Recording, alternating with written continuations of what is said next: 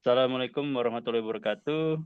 Kami dari Waalaikumsalam. sub kelompok satu ingin mempraktekkan teknik coaching kepemimpinan dalam suasana tentang keamanan pangan di Dinas Ketahanan Pangan. Di sini ada 3 tokoh. Yang pertama adalah Ibu Caca sebagai Kabid Keamanan Pangan. Yang kedua adalah Bapak Ermin sebagai Subkoordinator Kelembagaan Keamanan Pangan. Dan saya sendiri, Pak Iksan, sebagai staf keamanan pangan. Pak.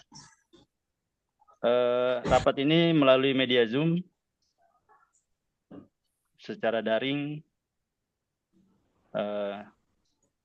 Simulasi akan segera dimulai. Silakan Ibu Caca untuk memulai. Selamat pagi, Pak Ermin, Pak Ihsan. Bagi Terima Bu. kasih sudah Selamat pagi Bu Caca. terima kasih sudah bergabung dalam rapat ini ya. Kita akan membahas bagaimana kita bisa meningkatkan efektivitas pengawasan keamanan pangan, mulai dari pre-market sampai dengan post-market. Sebelum kita masuk ke solusi, saya ingin mendengar dari kalian dulu, bagaimana kondisi pengawasan saat ini?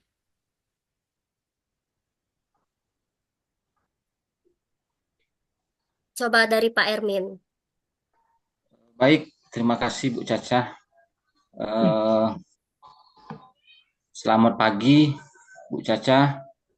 Secara umum sistem pengawasan kita sudah berjalan, tetapi ada beberapa tantangan, misalnya pada tahap pre-market masih ada kendala dalam validasi data produk sebelum mendapatkan izin edar.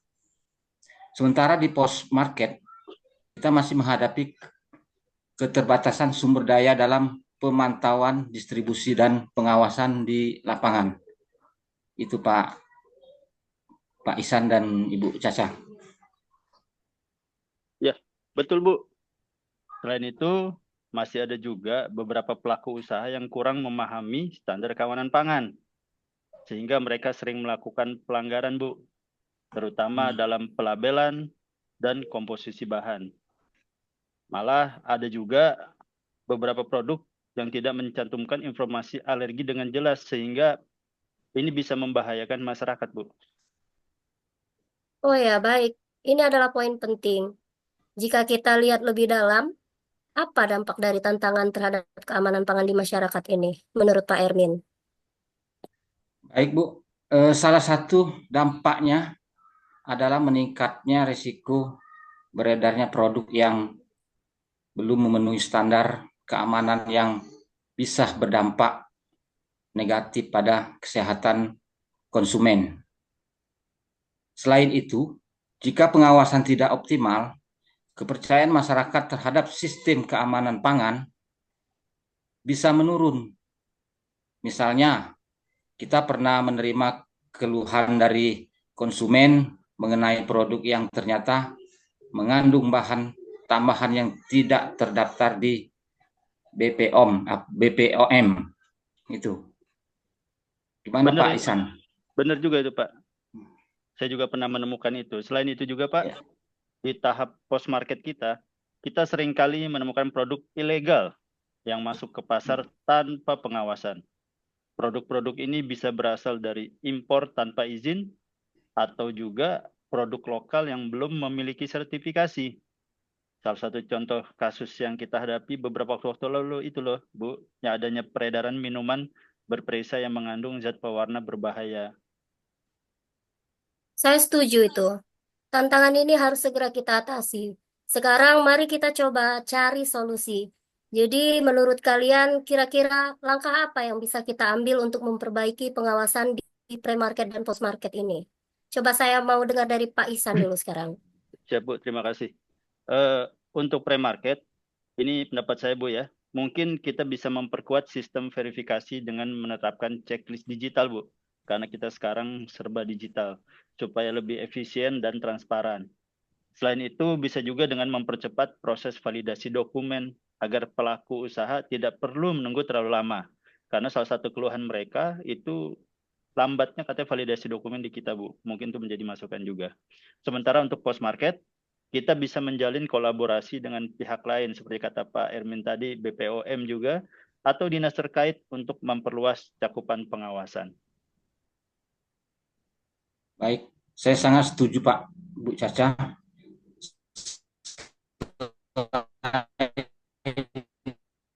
Itu kita juga bisa mengadakan sosialisasi kepada pelaku usaha agar mereka lebih memahami regulasi yang harus dipatuhi. Dilakukan secara daring. Saya juga berpikir kita bisa membuat panduan visual atau video pendek untuk membantu edukasi para pelaku usaha nih.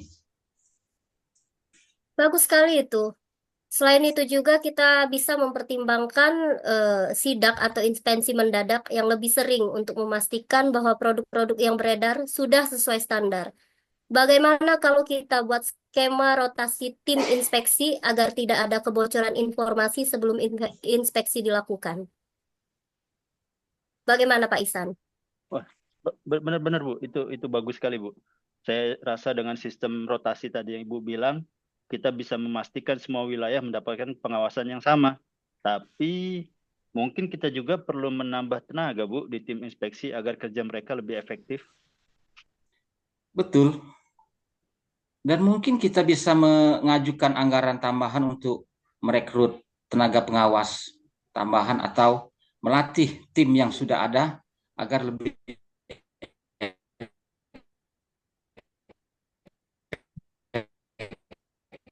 dalam melakukan pengawas. Kita bisa bekerja sama dengan perguruan tinggi untuk melibatkan mahasiswa dalam penelitian dan monitoring keamanan pangan. Saya Begitu Bu suka Caca. saya suka pendekatan ini. Jadi coba kita buat langkah yang lebih konkret. Dalam 2 minggu ke depan, saya ingin Pak Ermin dan Pak Ihsan membuat rencana kerja terkait penerapan checklist digital di pre-market ini. Skema kolaborasi untuk pengawasan post-market, serta usulan rotasi, inspeksi, dan pelibatan pihak eksternal. Bagaimana menurut kalian? Coba Pak Ermin. Mengkoordinasikannya dengan tim. Saya juga akan melihat kemungkinan dan stakeholder yang ada. Begitu, Pak Isan.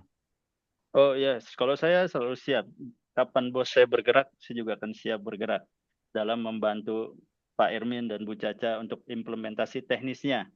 Saya juga akan mengeksplorasi opsi digitalisasi checklist dan mencari referensi sistem yang sudah berhasil diterapkan di tempat lain. Siapa tahu bisa kita tiru, Bu Caca, Pak Ermin. Luar biasa sekali. Saya percaya dengan komitmen kalian. Kita bisa meningkatkan efektivitas pengawasan keamanan pangan. Terima kasih atas waktu dan kontribusinya. Kita akan review progres ini dalam pertemuan selanjutnya. Mungkin kita akhiri dulu pertemuan kita saat ini.